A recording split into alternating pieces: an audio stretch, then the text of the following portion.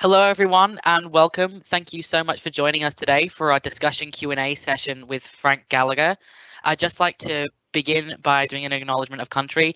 I'd just like to acknowledge that this session is being hosted on the traditional lands of the Kaurna people. I recognise their connection to this land and pay respect to their elders, past, present, and emerging, and extend that respect to all Indigenous people present today. So my name is Teddy and I'm a space communicator here at the Australian Space Discovery Centre. Today we're joined by Frank Gallagher to learn about what it is like being the flight director at the Saber Astronautics Responsive Space Operations Centre here at Lot 14 in Adelaide. His current role involves directing a team of space operators in the operation of customer satellites. In addition to this, his team performs space traffic management services in collaboration with other commercial companies, both domestically and abroad.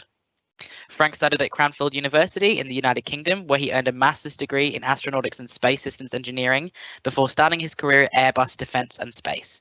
He worked on early phase mission proposals to the European Space Agency and supported campaign plan development for satellite communications and programs. From Airbus, Frank then joined the Australian Space Agency, where he was involved in the development of the Earth observation and space situational awareness roadmaps. Before starting as a space operator at Saber Astronautics, Frank has been a part of the agency's Moon to Mars team and contributed to the framework for the Trailblazer program, which aims to see an Australian-built rover operate on the lunar surface. If anyone has any questions today during our chat, please submit them via the Q&A function. Or ask your teacher to submit one of them for you if needed. Our session will wrap at 2:45 p.m. So let's get started. It's lovely today to have you here with us today, Frank. Could you please just tell us a bit about yourself? Thanks, Edmund. Good to be here. So I guess I can start on. So I studied in the UK. I originally wasn't aiming for space. I studied motorsport engineering in the UK. So originally I was looking to work in Formula One. I was fortunate enough during my time at uni to work for a motor racing team. You can see some images up there of the cars that I worked on as a data engineer. It was kind of through this experience that, as much as I don't regret it, I decided that it wasn't really for me, and that my career journey lay elsewhere. I was also lucky to work, do an internship at Airbus in both the UK and France. So I worked on commercial aircraft programs there, and through working at such a large company that's involved in aerospace, both commercial aerospace, but also or commercial airlines, but also focusing on space systems, I was exposed to some of the stuff they do over there. And I guess I was able to scroll my way through some of the Airbus job advertisements internally, and I found that myself gravitating to, if you pardon the pun, towards space, some of the space related roles. Yeah, fantastic. Just out of interest, to share with everyone watching today, what does a data engineer do? On the data engineer side, I was working on calibrating sensors for the car, so all things to do with sort of steering input, pedal input, position of gears, things like that, which gear the car is in, what the so basically just making sure all of that is ready before the driver goes out there. Since a lot of this relies on electronic systems, I needed to be able to make sure that everything was working properly, and scrolling through large amounts of data to make sure all those sensors are calibrated and that the inputs are being measured correctly. Yeah, awesome. That sounds incredibly interesting. So on the topic of jobs you've done previously, and let's take a look at the jobs that you're doing now. So you're a space sector lead. Can you explain for everybody what that means? Yeah, so in my current role at Saber, I lead a team of space operators. If you visited the Space Discovery Centre at Lot 14, you're able to see us at work through the window whenever we're not blocking it out and causing frustration for all of the space communicators. We are generally operating, so we're working towards operating satellites at the moment. So we have operated a CubeSat last year for the University of Sydney, and we're working towards integration activities for a number of customers. Our next expected launch is coming in the August, July timeframe. So that's generally what I'm doing, leading those integration activities. A lot of that work involves leading operations drills with the team team. So we will essentially simulate that the mission is ongoing, and we will pretend the satellite is in space, and we'll role play through an entire shift to kind of to train everyone up, so that when we get to live operations, it's essentially it's second nature by that point. Yeah, of course. So July, August, that's fairly soon. What is kind of involved with being part of a satellite mission or launching that satellite? What do you actually have to do to make that happen, make that reality? Yep. So I guess when it comes to our customers, it's case by case. Most times we'll be trying to. So we have an entire infrastructure team who's based in Sydney, and a lot of what they will be doing is linking up our network infrastructure with our customers' network infrastructure, as well as commercial ground stations. So basically tying the whole network chain together, so that we can, when we press a button in the control center, it's able to send all the way via those ground stations to the satellite in space. On top of that, we help develop some of the procedures around operations. So as you can probably imagine, there's a huge number of tasks that are involved in operating a satellite, and we have to make sure we've documented how we're going to run through each procedure, and who's going to be responsible. So generally it'll be shift work 24/7. So we're kind of ramping up to that kind of that process at the moment. Wow, that sounds pretty intense. Could you run us through what a typical day in your role looks like? Yep. So generally, a typical day will involve. So since we work with a number of US customers, I have a number of. The early morning is reasonably busy, so we'll have a lot of calls with various customers in the US. We also do a lot of work with the US Space Force and what's called Joint Task Force Space Defense. So we do some work with them, which involves space traffic monitoring. So we have early morning stand-ups with them, and then past then we'll start our operations drills. So generally that's on some of the days of the week. We have these operations drills which will last until about 1 p.m. And then kind of my running joke is then after 1 p.m. I can finally start my work day and get around to start doing all of these preparation things, so such as preparing procedures for the upcoming mission, and working with our infrastructure team to understand what still needs to be done in terms of connecting us up to the ground station, so that we'll be able to operate come launch day. Wow, it's a big and long work day by the sounds of it. So to be able to do something that intense, you've clearly got to really love what you do. So what is it that you love about your role?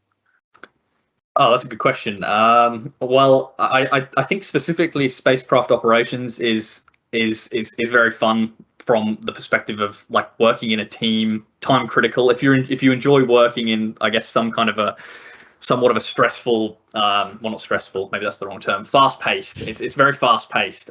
So I think it shares some similarities with what I was potentially looking at doing in motorsport, in the sense that everything is time critical. You've got to work together in a team to accomplish something amazing. And I guess the other thing I love about it is just that, it's the closest thing you can come to, flying a satellite in space. Like, you're sending commands to activate and deactivate and control various systems of a spacecraft on orbit. So I think that's the kind of major thing for me that I love. Yeah, that sounds absolutely incredible. So as we mentioned earlier in your intro, you clearly had quite a journey getting here, of discovering what it is you're passionate about and moving into the space sector. So could you just give us a little bit more detail about that, and just tell us the journey that took you from where you were to where you are now? Yeah, sure thing. So so as I said before, I guess I originally looked at working in Formula One, and decided that space was really what I wanted to do. So when I was studying my undergraduate in more automotive focused engineering, I decided to take a master's degree in space systems, to kind of pivot towards a different sector, and prepare myself for a career in this. So that was the first kind of path. I looked at working. I initially started as a graduate at Airbus, post this, and there as you said before, I worked on a number of proposals and mission proposals for the European Space Agency. But there was always kind of the aim to go to Australia. I've always wanted to come back here, and I guess the problem was always that at the time, at least, there was not the thriving space industry that you see now. So when I saw the job posting for the roles at the space agency, that was kind of what really drove me to come over here. And I mean, after working at the space agency and being exposed to all of the various companies that are doing amazing things here, it was kind of at that point that I wanted to really jump into something that I've always wanted to do, which was space operations for a company based in the city and the country that I wanted to live in. Yeah, amazing. So clearly, like, this interest in space and desire to work in the space industry developed over time. Was there a particular moment for you that is quite key that you remember, like, this is the moment where I realized that the space industry is what I want to be a part of? Yeah, so I mean, it had always been an interest, but I think I guess prior to initially doing my internship at Airbus and seeing these job postings for space systems engineers and AOCS engineers and propulsion engineers, it was when I looked at the requirements for those that I suddenly realized, oh wait, actually I have the requirements for this. I always had thought that you needed to have a PhD in like something like propulsion systems or something like that. I always figured that you have to have this extremely advanced career set to be able to even think about working in the space industry. But I was definitely wrong about that. And I think when I realized that it was already within reach and that it wasn't, I guess, a pipe dream, that was when I decided, well, I'm going to focus on doing this because I really want to do it. Yeah, for sure. Kind of what I gather from that is that the space industry is a lot more accessible than people think it is. So I know that that's something of my own understanding that's changed over time. Are there any other things for you where your understanding of space and the space industry has changed over time? Yeah, I think. I mean, it sounds very obvious, but I think one thing I think it's both a blessing and a curse of the space industry is the fact that it's always going on. So like even when I go home and this has been in every role that I've been in the space industry, you go home and you know that there's still people doing stuff on the things that you're working on. It just keeps going. Everything's always happening. And especially with space operations, it's just that you're always aware that satellite is still up there doing things. It's not like it stops. And it's the same with kind of the design process as well. Most space companies, I mean, even Australian ones will have people who are overseas, so that the work almost never stops. So there's always something new to wake up to every morning almost. Yeah, gosh, it's just that kind of continual thing, isn't it? So what we talked about earlier, how to be in such an intense role, you've got to really love what you do. What is it that kind of drives you each day? Like when you wake up and there's more problems and new things that you need to solve because space is a difficult place to work in. What is it that kind of keeps you going? Oh, yeah, that's a good question. I think the fact that it's hard and challenging is probably what keeps me going. I think if I came in the morning and there were no new problems and there was nothing to solve, I think it would be time to call it quits. Yeah. Like I think the main reason that drives me and that I enjoy it is that there's always a new thing to solve. And I guess as an engineer, that's what you want. You want to always be solving problems. What's your favorite problem you've been able to solve, do you think?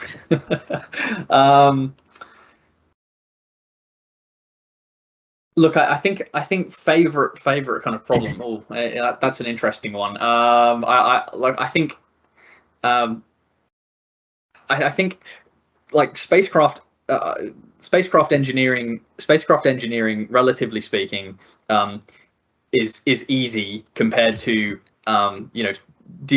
working well in a team. I think the team working aspect is the hardest part to solve. You know, making sure that you've got documentation, that you've got procedures that kind of that work with everyone. You know, everyone always has their own opinion on how they want to organize things. So I think that's the most fun problem trying to solve. Like, how are we gonna bring this team of people and work as a well-oiled machine to serve that purpose? I think the best thing about that challenge is that I don't think anyone's really truly solved it yet. It's kind of it's an ongoing thing, and it's different every single task that we have. Yeah, absolutely. I'm sure anyone in the audience who's ever had to do group work can probably attest to how difficult. I know for sure I can. So looking to the future now, a bit of space and specifically Australia, because obviously there's been really rapid developments in the Australian space industry over the past couple of years. What do you think, or what do you imagine that the future of space for Australia might look like in 2030?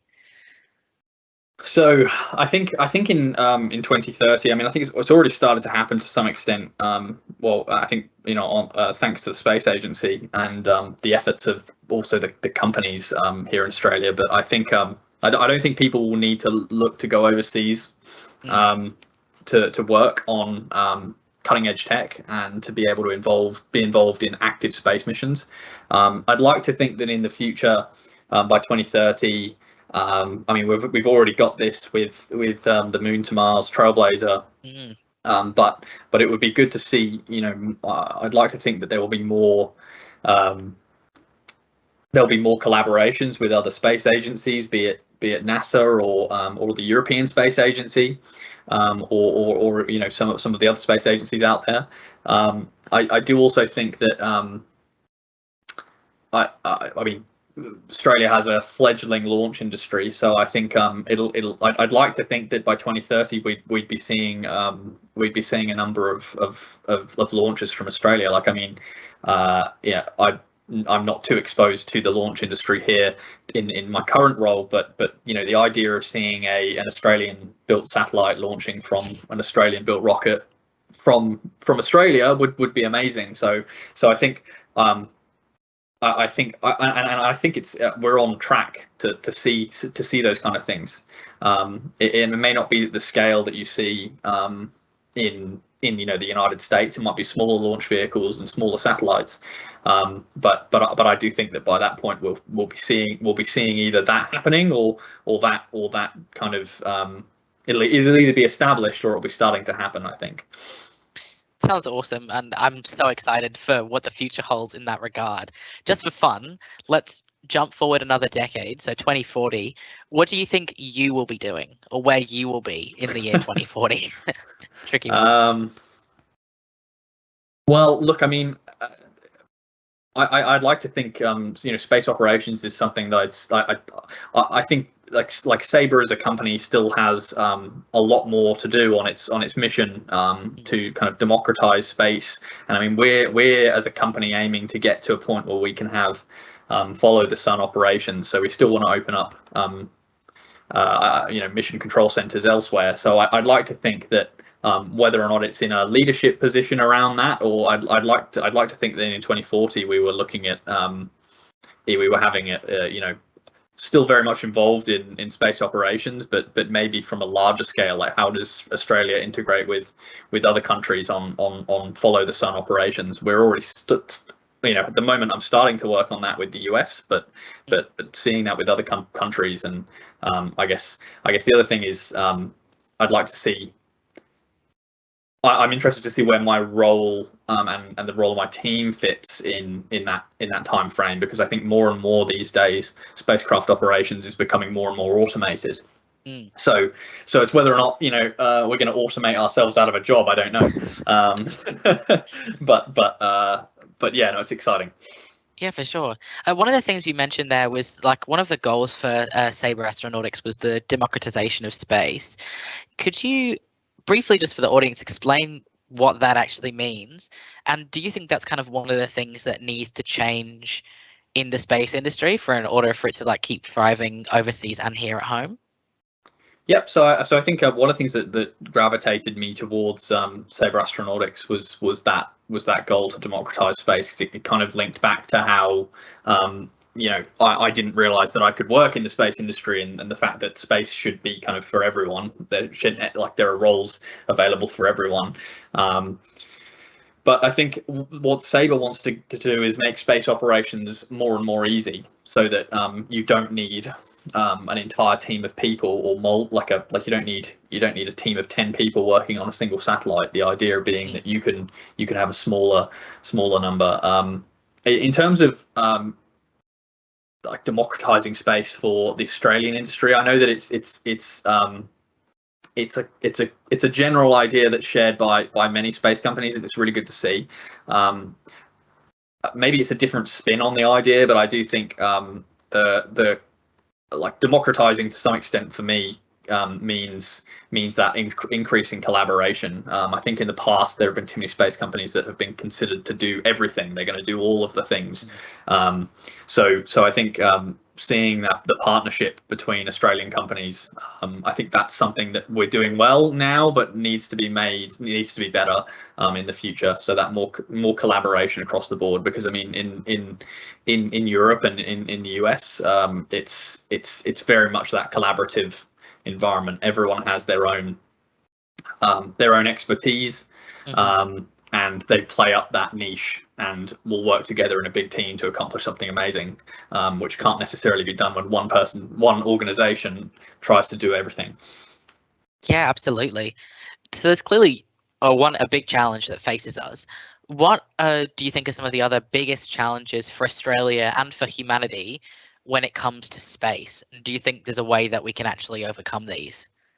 Sorry, I missed it. I cut out for the first part of that question. That's okay. What do you think are the biggest challenges for Australia and for humanity in space?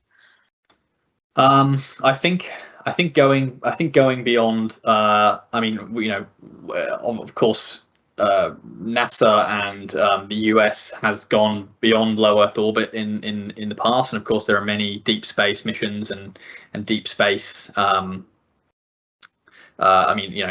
Missions to the manned missions to the moon. But I think that's going to be the biggest challenge. The environment, at least for Australia, because I mean the environment in low Earth orbit is very different to the environment in deep space, in terms of radiation. So I think prepping spacecraft to be able to survive and operate appropriately in cislunar space or even further out is going to be a very big technical challenge. But then I think also just on a organizational challenge perspective, I think what I said before about that collaboration is something that's really, and it relates back to what I said about the harder part being the team working aspect, getting everyone working towards a single goal. I think we have a very very, very strong space industry, but I think it needs that driving force direction, and whether or not we can achieve that in the next few years, we'll yet to see. I think the Trailblazer will help with that, but I think it's going to be a big challenge. That there's the technical issues, and then there's the people aspect too, getting everyone working towards the same goal. Absolutely, and as you said earlier, like it being hard and having a challenge is what drives us to keep going. So hopefully that spells good things for the future. Now, I do want to ask probably my favorite question. How likely do you think it is that we will find life outside of Earth in your lifetime? Oh, I think it's. Oh, I'd like to think it's very likely. Okay, in my lifetime, maybe. I think it's. I find it hard to believe that there isn't some form of life somewhere, even in our own solar system. It might just be some bacteria, but I think it would be very. I think it would be more scary that there was none anywhere than if there was something out there. Probably a bit of a generic answer to that one, but I feel the same way. Okay, so I guess then move on to some advice that you might have. So obviously a lot of people watching today are probably quite young, and some of them may well be students. Do you have any advice for them for people who might want a space career? What do you think is the best piece of advice that you could give them, given you've been so successful in it? That was very kind of you to say. Well, I think advice-wise, look, I mean, as much as I think we need, like there needs to be opportunities in Australia for people to be able to work in the space industry. I think no matter which country you live in, it's important to get international experience, even if it's just temporary. Go and working on if you have an opportunity to do a year of uni abroad. I think take that. I think that's an amazing opportunity. Seeing how different cultures and different countries do things, I think is very useful, especially since it relates so closely to what I said before around the industry being so international. You won't find a space company where you're only going to be working with people who are in the same country as you. So I think learning how other countries do it and seeing how they're doing it, it can also allow you to bring back things that might not be done here. Things, processes and ways of working that are better than what is done here, and allowing that kind of experience transfer. So I think that's one thing, taking those international opportunities. I think the other thing is to not be disheartened, or to think that you need higher qualifications than you might need to. I think there's roles in the space industry for anyone of any kind of background. I remember when I thought about switching my undergraduate degree over to space systems, I thought there was no way that. Well, first of all, I thought there was no way that I'd be able to enroll in a master's degree in space systems. But then I also thought, after getting my space systems degree, I thought there's no way any space company is going to want to hire me. So there's always that kind of I guess self doubt. But if you have even if you've started doing one field and you want to switch to space, there's always that option. So I think never think, oh, just because I started university 2 years ago studying something that I don't think is relevant to space, I can't work in space, because the chances are you're probably wrong. And there are options to go into the space industry. So I think those are the two largest pieces of advice. And I think the other thing is the networking as well. I think that's very important. So jumping into events and going to things and conferences and meeting people and chatting with them. It's especially in Australia, because I mean internationally the space industry is very much like a big family, but in Australia it's an even tighter knit group of people. Everyone knows each other, and you can't underestimate the kind of the human element of applying to jobs, and like having people have met you before, even if you've just said hi to them and introduced yourself. It makes such a big difference when it comes to an interview, or when you're sending your application, because they'll remember that you were at some conference or whatever else, and know you're interested, so that you're not just you're passionate and serious about the space industry. Absolutely. I think that's something we often underestimate, the value of that personal connection. So that's really good to hear, and that's fantastic advice. Now, obviously, Australia's role in the space industry has been booming over the past couple of years. Lots have been changing. There's lots of opportunity here, and I'm sure there will be for quite some time. But how do you think Australia's role in space might change by the year 2050? So in 20 odd years, when our younger generations are coming up, what do you think is going to be the main role of Australia by then? Yeah, that's an interesting question. I think our industry will be. I think we're kind of in a teething phase where we're trying to figure out where our place sits, and I think the Space Agency is doing a lot of good work to define that with their roadmaps. But I think we'll have gone through that teething phase by that point, and we'll be in a position where we have more niche and more specialized industries, areas where like for example, I know like foundation services that focus on lunar rover technology. So I think pivoting a lot of what Australia does, on Earth, that kind of technology into space. So I think a lot of a lot of the things from our resource industry, and so I think it'll be a lot more focused. Whereas right now you've kind of got a broad brush of everything, and I imagine in 2050 it'll be a lot more pointy, and people will like others. And I don't know what area specifically we'll be in. I couldn't say at this stage, but I think we'll be in a position where other agencies will know what to go to Australia for. They'll be like, oh, I need this thing, I'm going to go to Australia. And I think that's the position we need to get to, because right now it's very good, but we're still trying to find our place.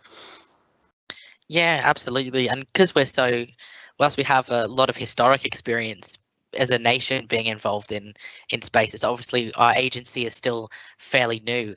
And if people are more interested in that, you can look at the key priority areas that the Australian agency outlines. Those are the kind of areas that they're trying to focus on at the moment. Well, that's been some fantastic advice. Thank you so much for that, Frank. And I reckon what we'll do now into Q&A. So for those of you who have submitted questions, thank you so much. A bunch of those have been published and we'll read those now.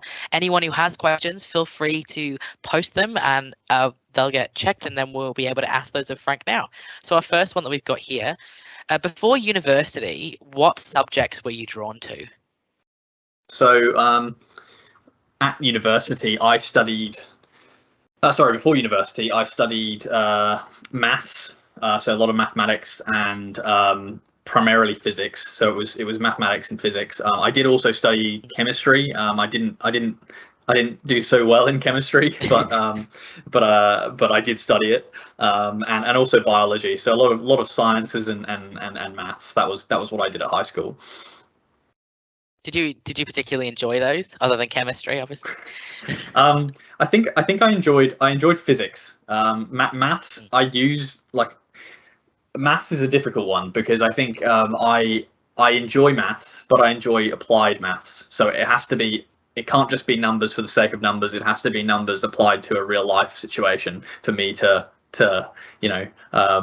I guess find it enjoyable. I've found it, and I know that other people have struggled with this, which are applying just you're given an equation, or you're given something like that, but with no scenario behind it. I find it hard to motivate myself to learn what the purpose was. So I think physics, because it is very much applied mathematics, I very much enjoyed.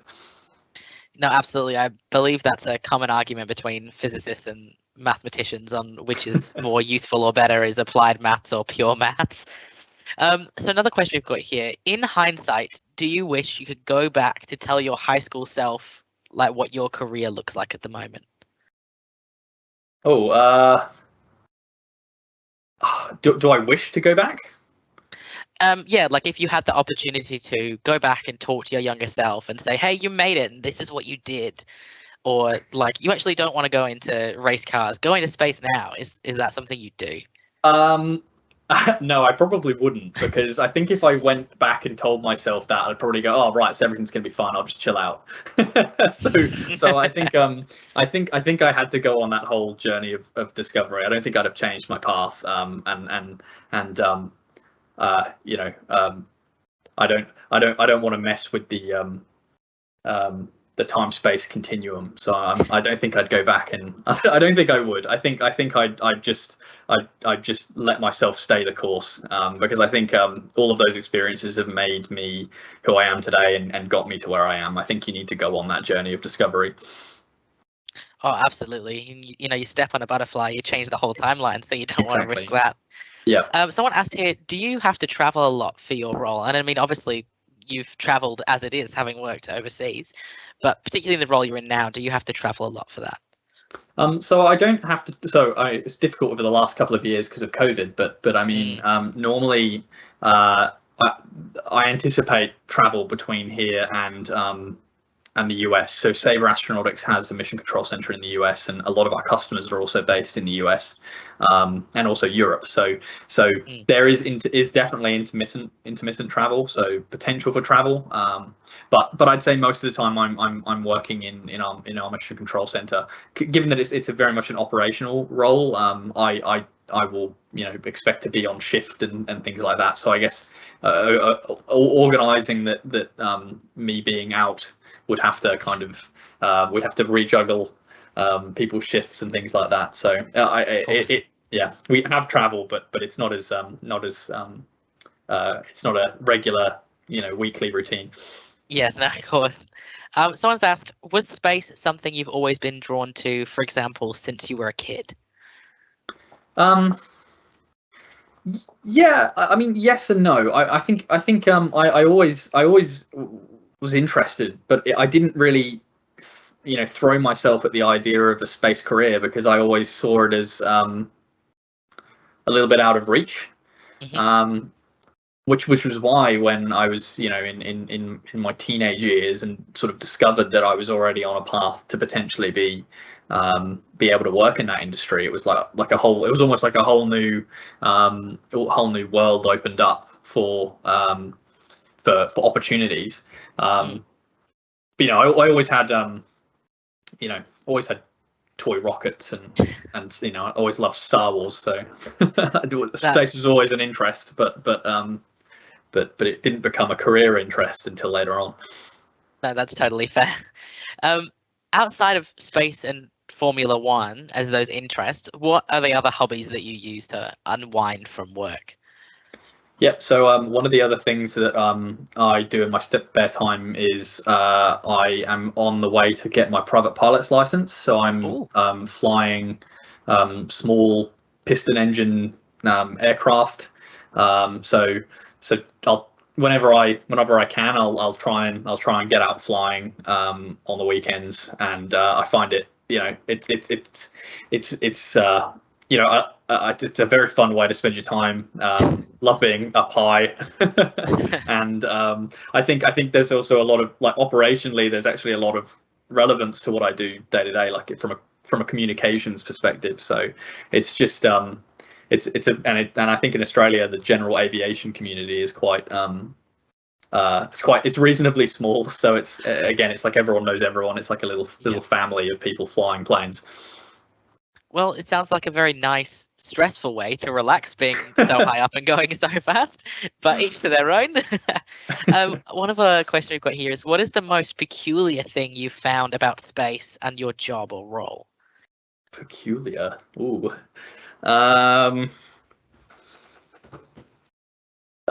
Peculiar.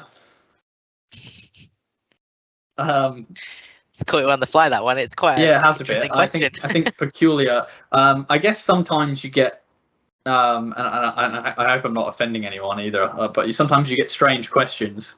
I think specifically about, whether it's about.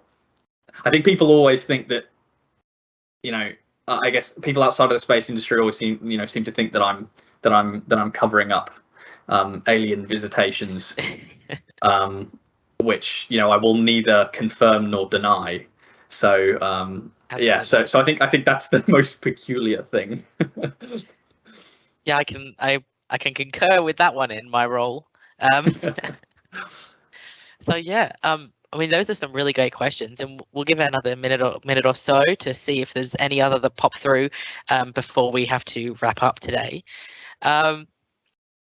What is something that you think the space industry should focus on going into the future from now? What is something that you think would be really great for Australia to actually really hone in on?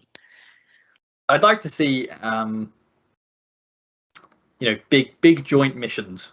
We've got lots of companies doing their own thing, and I mean even Saber is somewhat guilty of this, and we work with other companies, but of course we're working with people both in Australia but overseas. But I think it would be really cool to see having 10, 15 companies from Australia all working together to put together one big mission would be awesome. That's what I'd really like to see. It would be fantastic and require so much teamwork skills. Absolutely. But I imagine that would be absolutely fantastic. Thank you so much for all those answers that you've given today, Frank. They've been absolutely fantastic. And thank you to the audience for your amazing, if somewhat sometimes difficult questions, but they were really great and, really make us think and keep us on our toes. So that is pretty much all we have time for today. Thank you so much for joining us and listening to Frank as our space guest. Thank you so much, Frank, for sharing your story with us and taking time out your day to come and have a chat with us. It's been absolutely fantastic. If you're interested in learning more about space in Australia or how to become a space expert or get involved, please come down and visit us at the Australian Space Discovery Centre or tune into another one of these sessions another time. But thank you so much for coming today and have a great rest of your day.